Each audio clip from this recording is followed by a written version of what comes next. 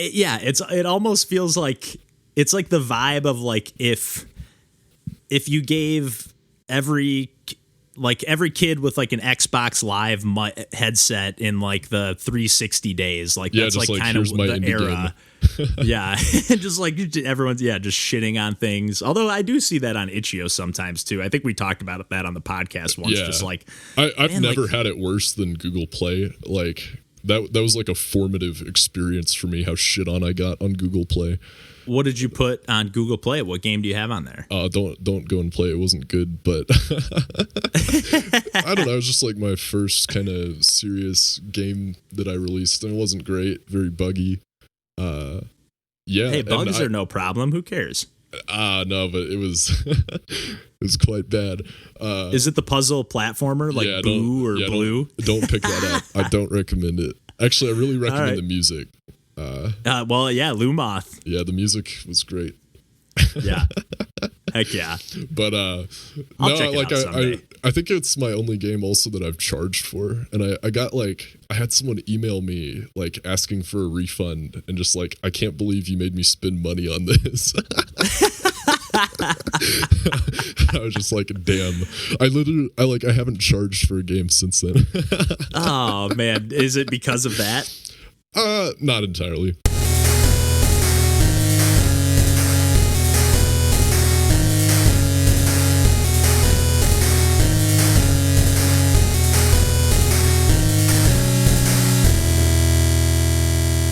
Hey everybody, welcome to Pursuing Pixels. My name's Kevin Portelli, and I'm here tonight joined with someone that you might recognize the name of. I know we've mentioned a handful of their games in the past on the podcast. We've got our buddy Dwarf here with us. How's it going, Dev? What's poppin'? Nice. It's so good to have you. Yeah, we've talked about, I know for sure we've talked about Leanthus. We've talked a little bit of Control Co. I don't know if I've ever talked about FUR DVD. Am I pronouncing that right? Yeah.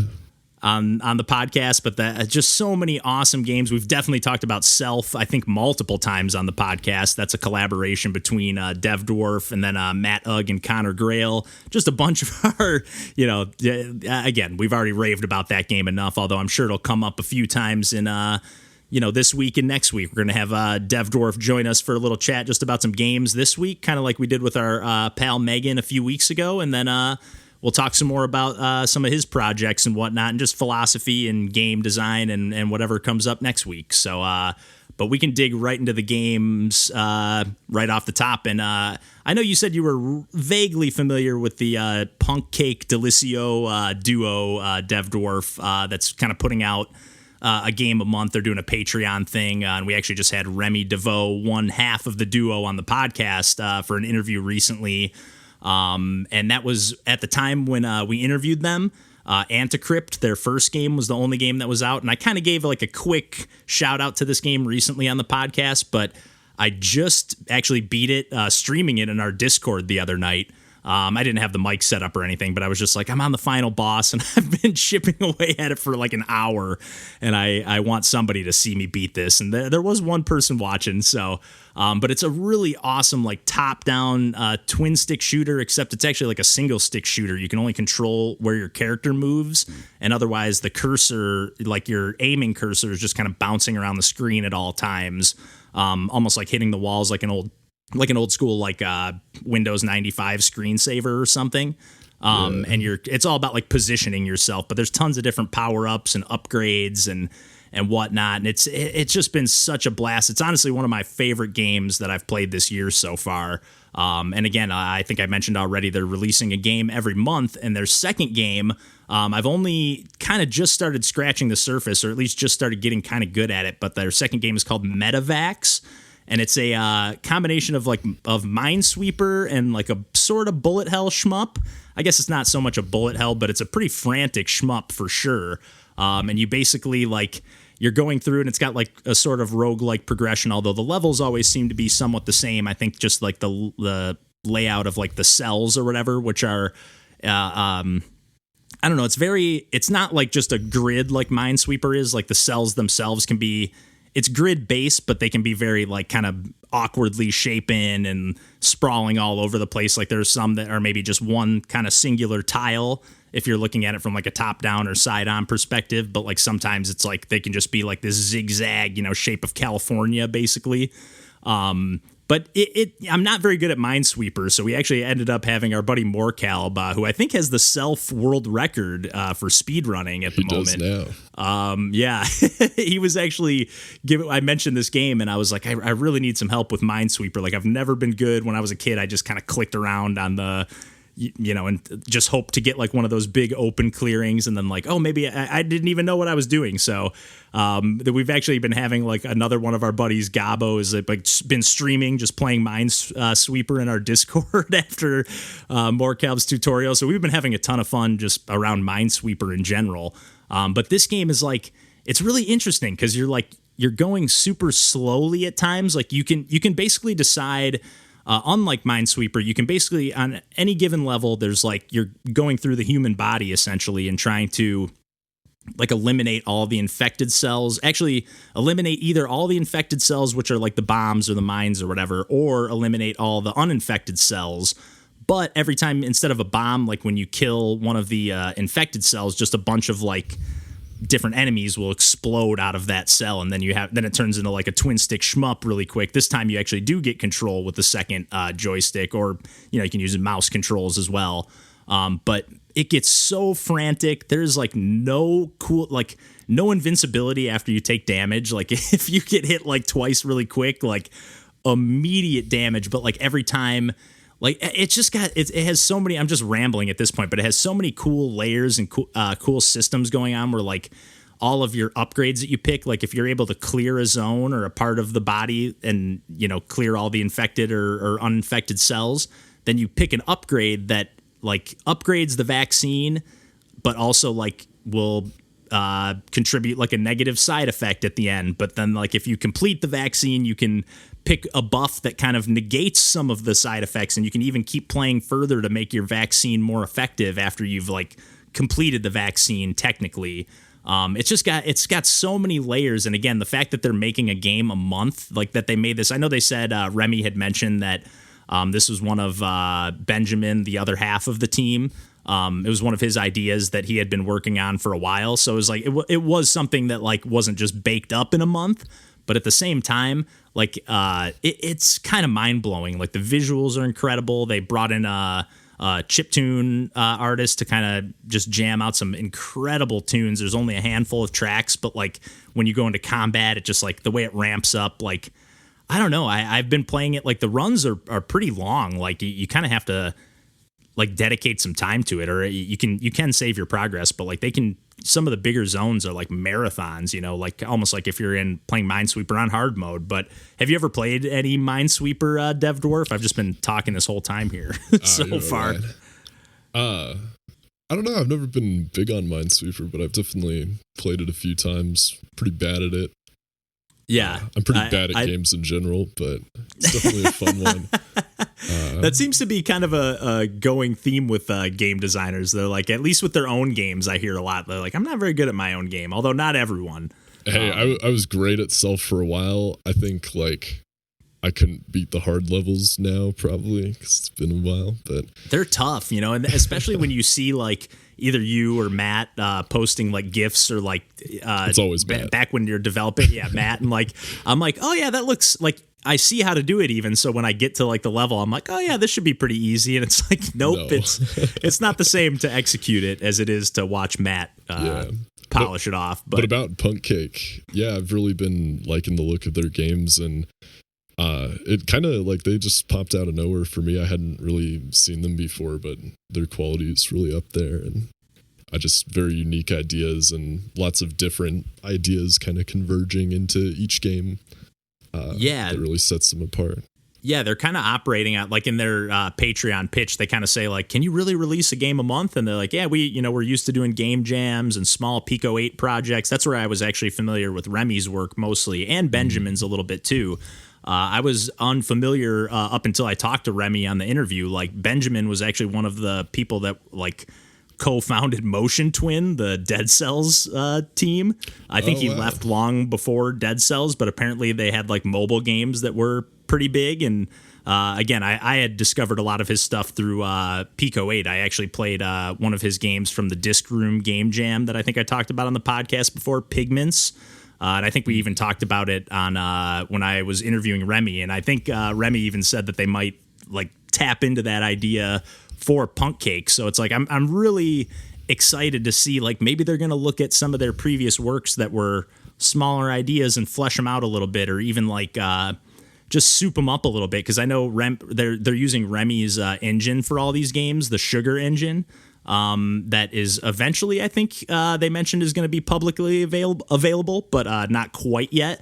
But they're like, it's stable enough for us to release games on it. But they were just like, we wanted to have Pico 8, but without as many of the limitations. You know, they were like, I wanted more colors and more effects and more, you know, I just wanted to be able to do a little bit more, but while also still, you know, putting some restrictions on ourselves at the same time. So I'm really excited to see what they do with this. And if the engine does become available, I'd be really curious to see what folks, even like yourself, might do with it. Yeah, I'd have to check it out. It's really impressive. I didn't know they were working off their own engine. I'll pretend like that episode has already come out and I've watched it and I'm like super familiar with it. But that's really cool. That's definitely something long term, like I'd like just to give a shot, just as like kind of a challenge, but I'm not sure. I've never like quite felt like that was worth it for me, just because I'm pretty happy like with Game Maker, but there's also little things that annoy me, and just having that kind of freedom would definitely be very interesting. Yeah, to like maybe I have no background in coding whatsoever, but like to potentially have the background of like something that might annoy you, like when you're working on a project, unlike in Game Maker where you just have to kind of deal with it or work around it or whatever. Like if it's your own engine, you might be able to be like, oh, let me see it. Not that it's this easy, but like, let me see if I can tweak that and make it work in my engine, you know, as opposed to, you know, finding a workaround or something. Definitely. Yeah. Yeah. There's lots of like weird little problems. Like I've just like, cause Game Maker will output the game before, and I've had to like go in and just like change the output, and it's always like, I don't know, it's just very strange. So not having to do that would be great. Yeah, it can be finicky, I think. Whenever you're like forced to work within somebody else's restrictions, I think you're just always bound to run into a few issues here and there. Yeah. But yeah, I know, you know, while I'm talking about a couple of new-ish games, and again, I just can't recommend the PUNKCAKE stuff enough. And their Patreon subscription, they have a few tiers, but the lowest tier starts at $4 a month. And again, they're going to be putting out a game every month. And I can't wait to see what they do next. So, yeah, stay tuned, and I'm sure we'll talk more about their games. But Dev Dwarf, I know you've been playing the latest kind of demo or of sorts, or I don't know if it's more of like a tech demo or concept demo of Producer, the newest kind of thing in the works from Stuffed Wombat. Yeah, I actually played that last night. Nice. Yeah, I just saw like a little tease of it. Like I saw them tweeting about it, and I was just like, you know, this looks like something, even though it looks like there's a way to maybe check it out right now. Like I want to maybe wait to experience the full thing when it's available. But what did you think of this kind of, because Stuffed Wombat is always up to something crafty, always. Like I'm always curious to anything they're working on. So what did you think of this one? Because this looks like maybe one of their more innovative projects. Yeah, this is definitely more, I mean, their stuff's always very out there, but this one is very unique just because indie games, I think more in general, are known for going for like, you know, we're going to really take the action to the max and really go that way because, oh, maybe people aren't doing that anymore. But this is kind of going the other way into just like the more narrative game and interesting visuals, and the way that like, because before even this game, he was kind of teasing on Twitter like this narrative engine he was making that allowed like all this cool like branching dialogue and just interesting stuff. And so seeing that kind of come to life in the form of this game has been really interesting. And even just the demo that I got to check out, like it just has a very unique structure. It doesn't really feel like any other visual novel I've seen, because those usually like, you know, you're kind of making decisions, you're branching a little bit, but it always just kind of comes back to the same place. And this, it feels like you can kind of go off on these little tangents and like really go off on them for a while. Okay. That sounds, because I know what you mean. You're almost, and I don't play a ton of narrative games, to be honest, but like you do kind of feel like you're going node to node to node, and even if you get to pick which nodes those are, you don't have a ton of agency in the end. Yeah, you're just working your way through the experience a lot of times. At least that's how it feels to me. Definitely. I will say, you're not quite getting like, your experience of playing the game, you will have the same story as the other people that play the game, at least from the demo. But yeah, just kind of the path you take on there will probably be a bit different. And it had lots of good opportunity for comedy, and I think Stuffed Wombat's always very good at like using game mechanics in comedic ways, which is also really tough to do. Like comedy in games in general is tough to do, comedy in general is tough to do, but yeah, doing like a game mechanic that will make you laugh that's something else. Definitely. Yeah, it's very impressive. Yeah. And are you a fan of Stuffed Wombat's other stuff? I think you mentioned that you've kind of followed them for a long, because their output is they're another developer that's just cranking out stuff left and right. Totally. I think they even have like another new, like I just saw them mentioning like, hey, I have a new thing coming out, and then it's back to working on Producer, and I'm like, wait, what? Yeah, I think they're dropping that like tomorrow or something, but I've been following them for a while. Probably the first game of theirs that like I really kind of like sought out to play was Gutwhale earlier last year, and I absolutely love that game. I think that's like a masterclass in like making a small game, releasing it. Yeah, it's so good, and I'm so happy that it actually just came out on Switch recently. I was made aware of it through it was included in that Itch.io bundle for racial justice and equality, and that was where I discovered it. And then when I saw it was on Switch, and it was only $5 full price, so it was like, well, no brainer. So yeah, I was actually playing. Since you mentioned you were going to be chatting about Producer a little bit, I started playing a little bit more of that on the Switch, which is a pretty new save file for me. And that game is so hard, man. As much as I love it, but like basically you're kind of like, not to generalize at all, but like it's kind of like a Downwell style where you're just working your way down, or a roguelike where you're working your way deeper and deeper down, floor by floor almost. But you basically can only shoot your gun left or right or straight downwards if you're kind of doing like a flutter jump, almost like Yoshi style, except you don't get more air from it. You just kind of like get a little extra hang time. But basically you fire your bullet, and it's like one giant bullet that you can catch in the air, and that's kind of how you keep your combos going. And it's just that mechanic alone is so addictive. Like I mention all the time on the podcast how like pretty much my favorite thing in games is it when risk reward is balanced in the right way. And I don't mean the right way, because there's a million different ways you can do it, but like when it just feels spot on, like, and this game just kind of takes it, like that's just what the game is all about essentially, like especially if you're trying to go for the combos. Totally. Huge fan of Gutwhale, and again, it's a perfect game to play on Switch. Yeah, it's strange because a game that it feels very similar to me in a way is like Doom, like the 2016 one. Okay. Just because you're doing like a shooter almost, and you want to keep your distance, but at the end of like you really can't. You have to just get up in the face of stuff and do like really tight maneuvers, and it just creates like this constant kind of loop of like stress. So then you get away for a moment, and then like you're back right next to an enemy because you have to get your bullet. Yeah, it's just very enjoyable. And I like how also like as you die, like the bullet from your previous gun or whatever, like you don't get a ton of lives or anything, but I think you get 3 standard.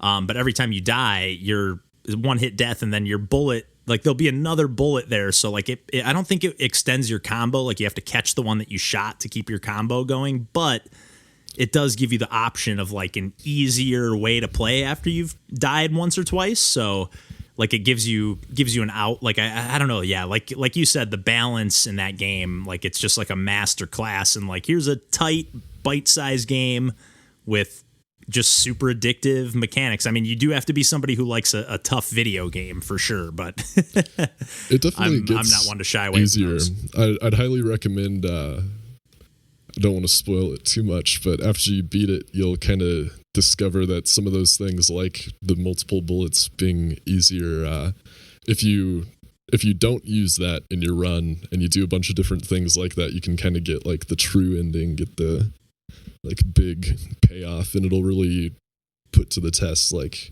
how well you're able to master some of those different mechanics. You've done this? You've accomplished this? Yeah. You were just saying you weren't good at games, man. I'm very bad at games. Dude, I would say that I mean, I'm not good at every game I play by any means, and DJ out of everyone on the podcast here is the best out of all of us. Like, he can just pick up any game, and I was hoping he'd be on this episode here with us tonight. We were going to talk about some Dungeon Death Ball maybe, but he played one game of it at my place for the first. I was like, hey, this game's pretty cool, you should check it out. And he beat the game in one try. It's like a roguelike strategy game.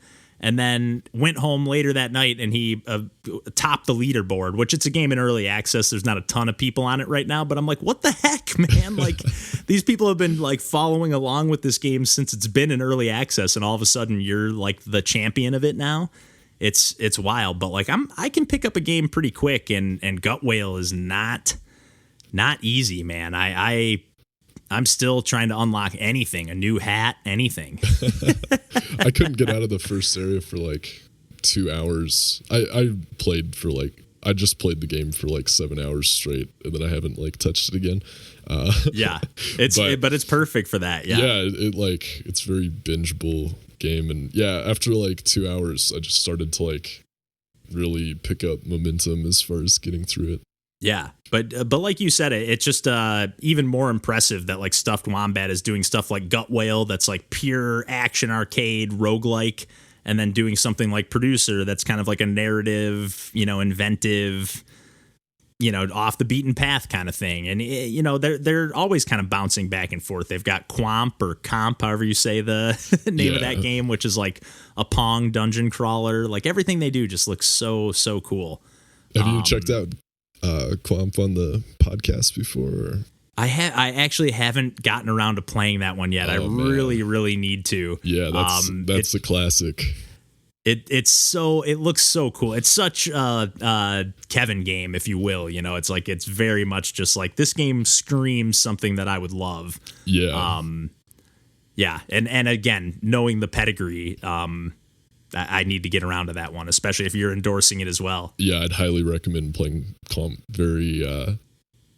I think that will like, I don't know, maybe I wouldn't go as far as calling it like a historic moment, but I kind of would. Like, I feel like people look back at that for sure as like starting something. It's very, it brings a very like cinematic direction almost, but not through like cutscenes or stuff, but just like playing the game itself feels very like extremely immersive. It's and like just from like the first minute I was like completely immersed in playing that.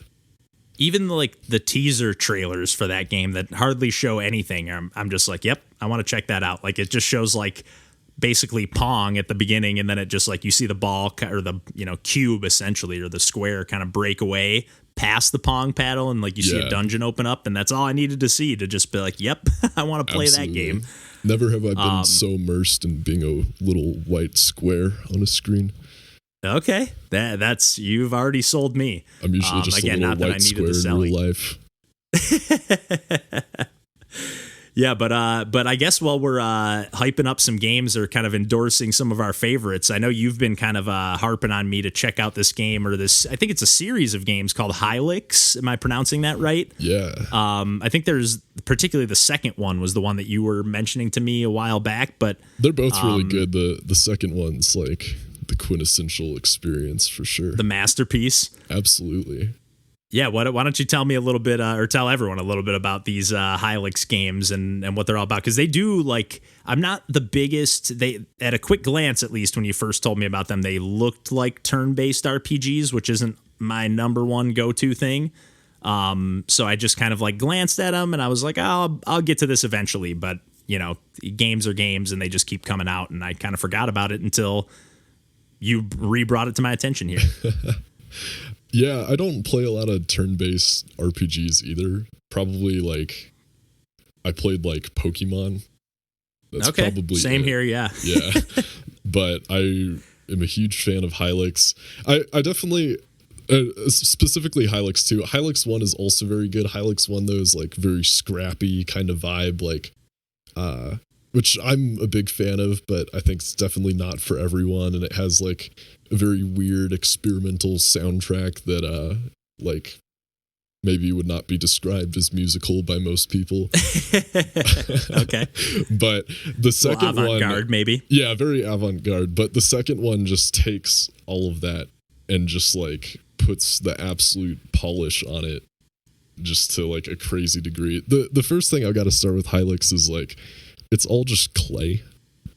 Okay. Like at a quick, I was going to say the art style was very eye-catching. Like it definitely caught my eye, but I don't recall it. I don't recall noticing that it was clay. You'll never see like another game like that probably, or like there might be like one other clay game, but it's like Mason Linroth, the guy that made it, is like a sculptor by trade, I think. And so everything in the game is like an actual clay sculpture that he made and like made move around, which is just absolutely nuts. And all of the like animation and even the gameplay really takes advantage of that, like because most 3D models, like just on at like a technical level, like you're not going to usually be able to like squish a 3D model convincingly, right. There's parts in Hylics where it's like because he's literally squishing the clay with his finger probably in real life when he makes the animation, so it just like dissolves and it's just this very like fluid kind of like magma that everything's made out of. That sounds insane. So is it like stop motion animation? Yeah, or is it like game. Okay, the whole game. Okay, stop motion. Okay, stop motion clay animation. Okay, you've got me pretty sold here, because again, like the when it comes to a turn-based RPG, it's got to be something that like is either doing something like really unique and interesting, or I know that's super vague. And also like I'm somebody who played Undertale and couldn't wait to check it out, and I couldn't stand that game. I mean, I hated every. I've already gone into it on the podcast. That's like a certified Kevin TM. I'm accepting the hate on this one. But every element of that game, there wasn't anything like when we talked about it on the podcast, I was like, imagine if you were playing a game of Pokemon where you were always in the tall grass and it had the logic of like a 1980s point and click adventure and also is just like annoying you the whole time, like talking shit to you. Like, I don't know. I bounced off that game so hard, but like at the same time, it was definitely appealing to me where I'm like, oh, these battles look interesting. And like, they're sort of like bullet hell dodge 'em ups. And like, you know, that just caught my eye. Or even something as simple as like Paper Mario, just adding in the timing combat actions where you're just like hitting A when you land on a jump or swing the hammer, like just to keep me engaged in the combat, so I'm not just hitting A and grinding through random battles. Yeah. So for Hylics, does it have random battles, like, or do you like see the enemies on the screen in the overworld or whatever? Yeah, it's not random. One of the things I like, so you will end up like fighting things maybe when you don't want to, but everything is like avoidable because you'll just see like this weird clay homunculus horrible creature just like running at your squad of other horrible clay creatures, and so you can run away. You got like a roll move, you can jump around, so like a lot of the time I'm able to dodge, but sometimes you end up having to fight.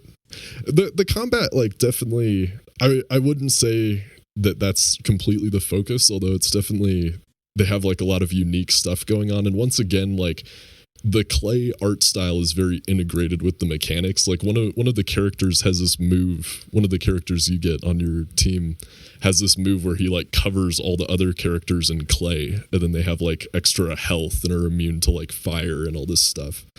Okay. And it, like, the animation for that, it's so hard to describe. It's like he's just like, you see his hand extend, he's just like spraying clay I don't know. It's like clay particles essentially, but like not. Well, obviously they're not particles. Yeah, it's but like they're not clay. particles. It's just like he's just like spraying like a blob of goo at them. Okay, I'll definitely put a link to this game in the episode description, obviously, because this is one that like, because for me it's like, so how heavy is the story implemented into things? Because I know RPGs like that might be what most people are coming to them for, but at least for me, I'm kind of the story. I want the story is like a piss take at RPG stories, and the game is 100% vibe. The music is amazing. It takes like the weird kind of atonal or very avant-garde of the first, but they've got this excellent composer Chuck Salamone who just came in and like kept all of the energy of that weird soundtrack but made it just so good. Like I just listen to it all the time.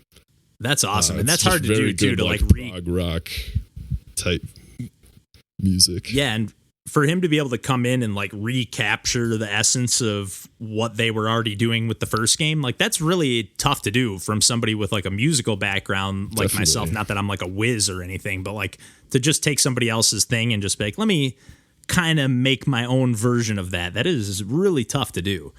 But yeah, this sounds like you're speaking my language here. Like, again, I basically just saw a screen that looked like a turn-based battle and was like, I'll check this game out eventually. Yeah. It wasn't like top of my list. I wouldn't necessarily say either like I don't think it's a game you have to finish necessarily, but I do think you should play it. To be honest, like I haven't just like finished it just because like I kind of got what I wanted out of it. You know, I sat there with my eyes glazed over and watched these weird clay blobs just move in the most unique way I've ever seen. Listen to great music, and then that was it. But it was great. Yeah, that's totally how I feel with any type of game, really. It's like, I mean, some games I do get hooked in, like Antecrypt, and like I do end up beating the game because I'm just like, man, I'm addicted to this game. But sometimes it is just like, man, that vibe was really cool, and I liked existing in it for that one time I ever played that game, and I might never boot it up again. But but it might be one of my favorite games potentially. You know, it just, or at least like, you know, that's a little hyperbolic maybe, but like per usual with me, but like it'll stick in my brain, you know, even though it is a thing that I just played for maybe an hour total, you know, but it's a more memorable experience than something that I spent 100 hours on or whatever. Definitely. Although it's been a long time since I've spent 100 hours on a game. Also say about Hylics, like it's not a short game. It is like kind of pricey, but it's like $15. I think I've played like 20 hours of it, so geez, that's like that's still a good chunk. And I'm not quite done. Like I probably have like another 4 hours to be done. Nice. So I definitely highly recommend that. Yeah, and with something that's put together with that kind of love and care and like different kind of craft, it's like I'm willing to throw out a little, you know, a few bucks to check out something that's like pushing the boundaries of what games can do. And it's so funny of like just thinking back to like when games being a form of art or being an art form was like an actual debate or like a heated discussion, you know, it's like, I mean, I guess I'm sure that you could still find people that would argue it, but yeah, it's still a heated discussion, I think.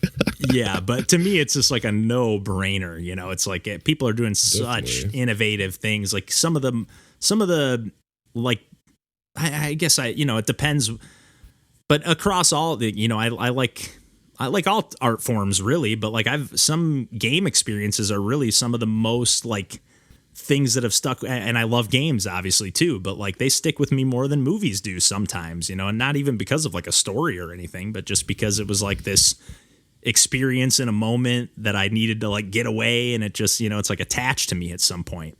Definitely. Yeah, I 100% agree. I mean, for me, like that was probably like Hyperlight Drifter, like just the feeling of being in that world and how immersive it was just really has stuck with me since then, and a lot of other people. But yeah, that's my I've actually never played that game, and it's actually my resolution game. Every year we do like a holiday episode right around the new year, and that's my resolution game to play this year. So I need to turn on my PS4 again, which I haven't done in like 6 months. Well, if you haven't played Hylics 2 by the end of the year, I'm gonna have to like ship one of those over to you. And you can make it next year's.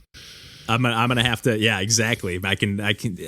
Who knows if I'll even get around to it? I always wait till the last second to get around to my resolution game, but I will get to Hyperlight Drifter because that game just looks very much my style. Definitely. And then, if you like a vibe and a soundtrack, shit, that's like they've got that locked down. And killer pixel art, just but yeah, real quick, I guess before we wrap up, and I know John and I went on a little bit of a Mario Golf rant, Mario Golf Super Rush, that is, a couple weeks ago on the podcast, and I'm just gonna continue that rant. Like I kind of put the game away, and I was thinking about saying, I went in with super high expectations. The Mario Golf franchise has been going. I've said this a few times on the podcast now, but like it's been going since the N64, and it's just always been like a comfort series for me. Like it's just like we were talking earlier before we started recording, Dev Dwarf, and like when I first was going to college, I did like a semester of community college and then a semester off and a semester of community. I was just figuring out what I was going to do. And in that time, I was playing the shit out of Mario Golf on the GameCube. Like I was hole in one, like every par 3 on like certain courses. Like I got pretty into that game, into all of the games in the series, although I haven't played all the handheld versions.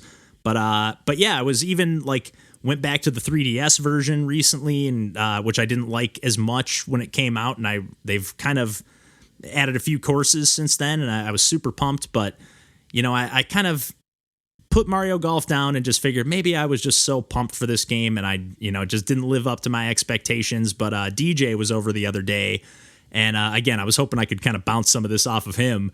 But he was like, "Hey, do you want to check out Mario Golf?" And I was just like in the back, I didn't say it out loud, but I just kind of grumbled, and I was like, yeah, let's, you know what? And I kind of got excited, like, you know what? Yeah, DJ wants to check it out. Maybe this will get me pumped on it.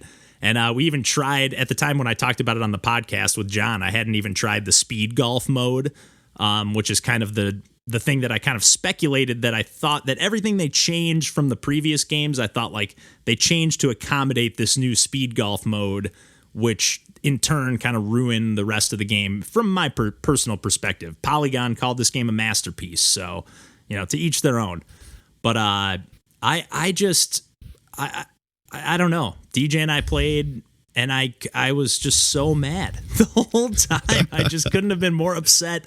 Like the game looks terrible, like the tree, like it just feels like such a rush job. And I'm somebody who really doesn't care about like how a game looks at all, really. But like the trees are like literally like a two-dimensional trees that are crisscrossed and perpendicular to one another, and that's how they make their trees in the game. In some cases, it's like it's unreal, and that's beside the gameplay. It's just garbage. I don't even really have much more to add to it, other than like I had this like second wind of like maybe I was just like overly harsh on it, and it really just continues to stink up a storm, and I'm a little bit bummed about that game, I'm hugely bummed about that game. But I was able to kind of redeem that, although playing co-op with DJ, I wasn't having the best time, but playing solo by myself after the fact, I've been playing some Time UFO on Nintendo Switch. Are you familiar with this game, Dev Dwarf? Time UFO? Yeah, it's from HAL Laboratories, which is one of like Nintendo's first party. I'm pretty sure they make Smash Brothers, and they do the Kirby games and whatnot. And like the UFO that you play as looks very much like the UFO that you like morph into in the Kirby games if you swallow that enemy. And you basically like, it's kind of a physics based game. One of the most active members that's working on the game, Soul Child in our Discord, Anju, was mentioning this game and kept saying, "Oh, I can't get enough. And like, I was a little bit scared of like the physics elements, because it is like you're like stacking things and trying to like balance them essentially, and you're essentially playing a UFO that has like like the crane games at the arcade or whatever, where you can like win the stuffed animals. You're essentially playing as a UFO that has one of those on the bottom, and you can, there's different each level. Like you'll be on the farm and you just have to like load up the truck with all the boxes of like oranges and whatever. And there'll be 3 extra challenges that'll earn you a medal, where like if you complete it in a certain amount of time, or if you stack the oranges in a certain way, like have the boxes actually stacked instead of just tossed on the truck, or throw some oranges into the boxes before you stack the boxes, like some extra ones, like just little bonus challenges. And I just keep like chipping away. It's just got such an amazing, like one of the best soundtracks. And it's one of those games, like, I know not everybody loves this all the time, but I'm a huge fan of like how Super Mario World, for example, uses kind of like the same theme over and over again, and like just kind of reuses the same song in a way almost, and reincorporates it to fit different zones and different themes. And that's sort of what this game does with each level. Like if you're on the farm, it's got kind of like a banjo-y, like waltzy kind of vibe. But if you're on in the museum, it's got this kind of like super chill, like ambient vibe. Like I don't know, but it's like the same tune all the time. And it just keeps me coming back for more and more. And it's just constantly super goofy. Like you're stacking up like the last, like in the museum levels, you're like trying to stack up the totem pole. And like, you know, again, like one of the challenges to get the medal is like to actually stack it up in the way that it's like pictured in the background. But like you're trying to help like the woman that's kind of like knocked down the totem pole that you're trying to help. Like you can just see her, like the backgrounds almost look like old school like Street Fighter 2 levels, you know, where like there's characters just kind of doing their thing in the background, and she's just kind of like cowering like as you add new pieces to the totem pole, and like panics more and more. And I don't know, it's just got so much charm, and I just wanted to give it a shout out really, because like games that kind of rely on physicsy mechanics are usually things that just like RPGs I really kind of bounce off of, but this one just hit the spot perfectly. I think DJ and I just approached the levels totally differently, where like he was like first try wanted to try to figure out what all the medals were, because they just show you like a little like thumbnail or a little image, like, and you have to kind of deduce what you need to do to get the medal. It doesn't necessarily say like, you know, stack the totem pole perfectly. You just have to kind of figure it out. It's most of the time pretty obvious, but he was like wanted to do them all in the first try, and it's like I just like to play, figure it out, take it a little more leisurely. So I'm hoping to be able to check this one out with John at some point. But it was originally a mobile game, like mobile only, and then they eventually ported it to Switch, which you don't see a ton of like Nintendo first party mobile games. Yeah, that's not to say there aren't any. There's definitely a handful, but really glad that they brought this one to Switch, and really glad that Andrew was like hyping this one up constantly, because I was like, you know what, it's only like $5 or $6 or maybe like $8 or something. I don't know, I might have got it on sale, but cheap enough to where it was like, this looks cool, and I've been having a blast with it. Put a few hours in already for sure. Nice. Yeah. Are you gonna make an episode on it? I recorded a video for sure already. Yeah.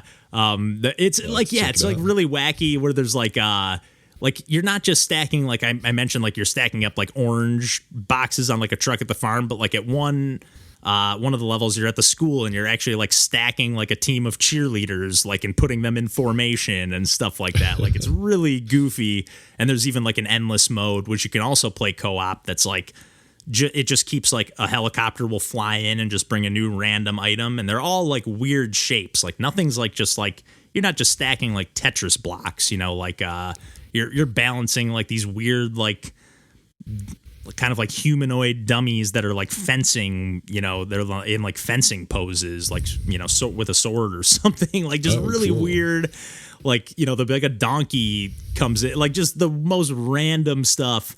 So you're really kind of like, it's meant to be kind of silly, like we were talking about again before we started recording, but like games that kind of, or even a little bit with the stuff Wombat stuff, like just using like mechanics to kind of like be a little bit humorous, or just be like, you're not like, yeah, it has arcade mechanics going on in this game and puzzle elements, but it's also totally okay if you lose. It's almost just as much fun or more fun to lose as it is to win, if that makes sense. Yeah.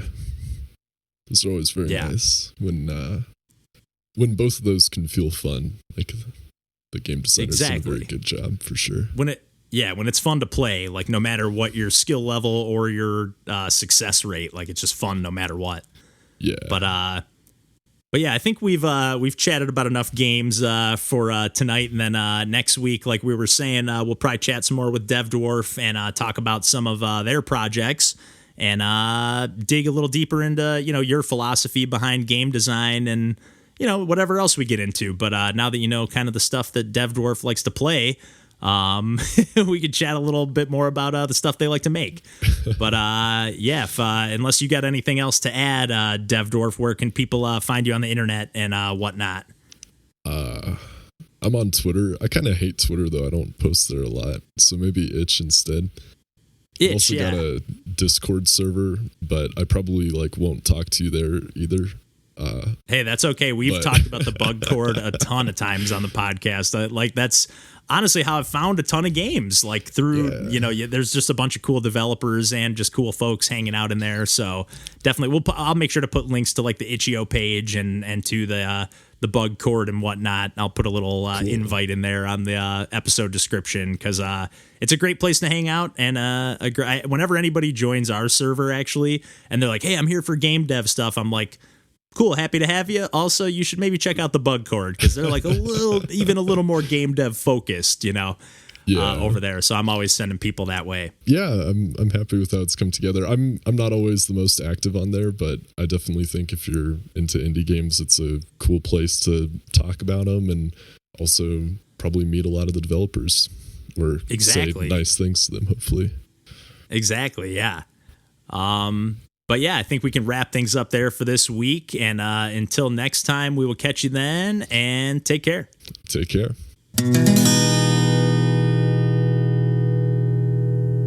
And then we can talk about some Hylics from there, and then I might rant a little more about Mario Golf before we wrap things up. Sounds good. I've never heard of Mario Golf, but I'm interested to hear how bad it is. Never heard of Mario Golf? Ever? I don't know. I'm not a big Nintendo person.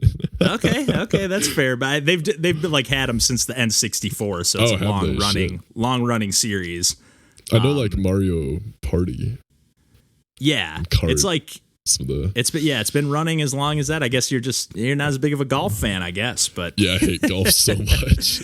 I grew up I haven't played in years, but I used to kind of not seriously, but I used to play, with my brother and my cousin and stuff, and semi enjoyed it. I definitely grew up playing it kind of, and I'm good. Okay, nice. I'm not good. I'm not good at it. I'm good on doing that. Oh, ever again. That's fair.